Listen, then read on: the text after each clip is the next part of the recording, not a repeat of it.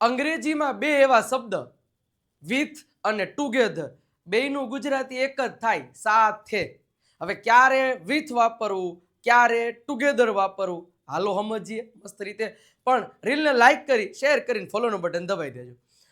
હવે one by one સમજીએ કે ક્યારે વિથ અને ક્યારે ટુગેધર વાપરવું.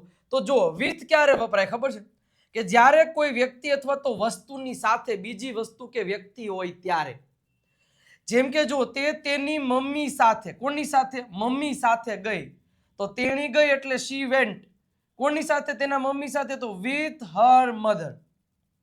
તે કૂતરા સાથે રમી રહ્યો છે, કોની સાથે? કૂતરા સાથે, કોઈની સાથે. તો તે રમી રહ્યો છે, he is playing with the dog.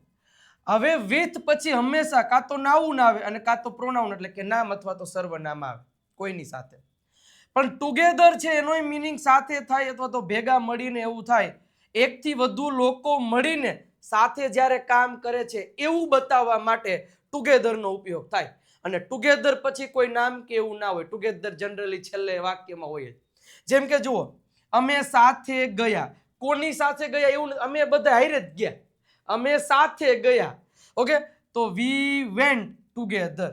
પણ અમે એમ કીધું હોય તો અમે મારા પપ્પા સાથે ગયા, તો એમાં ટુગેધર નો આવે, એમાં વિથ આવે કે we went with my father. પણ અહીંયા તો અમે સાથે ગયા, તો વી વેન્ટ ટુગેધર, સાથે ગયા.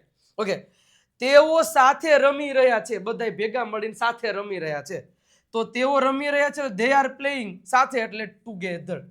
પણ એમ કેવું હોય તો કે તેઓ અમારી સાથે રમી રહ્યા છે, તો અમારી સાથે, તો they are playing with us. જ્યારે કોઈકની સાથે હોય ત્યારે વિથ આવે, અને જનરલી આપણે સાથે મળીને, તેઓ સાથે મળીને, અમે સાથે, તેઓ સાથે, તો ત્યારે છે ને હંમેશા ટુગેધર આવે છે.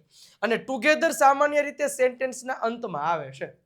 તો સમજાઈ ગયું હોય તો એક તમને સેન્ટેન્સ આપું છું, એનો આન્સર મને કોમેન્ટ કરી દેજો કે તેણી મારા પપ્પા સાથે આવશે. આનો સાચો આન્સર શું થાય? અને મિત્રો, આવા દરેક પ્રકારના ટોપિક આપણે આપણી જે પ્રીમિયમ સ્પોકન ઇંગ્લિશ કોર્સ છે કે જેમાં અત્યારે ઓફર ચાલુ છે 1999 રૂપિયામાં, જેમાં સંપૂર્ણ કોર્સ આવા દરેક પ્રકારના ટોપિક્સ ત્યાં એક્સપ્લેન કરેલા છે. એકદમ બેઝિકથી એડવાન્સ લેવલનું અંગ્રેજી શીખવાનો મોકો મળી જશે. સ્ક્રીન ઉપર બધી ડિટેલ આપેલી છે, નંબર પણ આપેલા છે. કોલ કે મેસેજ કરીને માહિતી લઈ લેજો. સાહેબ, વન ઓફ ધ બેસ્ટમાં બેસ્ટ કોર્સ છે. અને ઓફલાઈનમાં જે ભણાવું છું ને એ જ બધા ટોપિકના લેક્ચર્સ રેકોર્ડેડ ફોર્મમાં તમને આ કોર્સમાં મળવાના છે.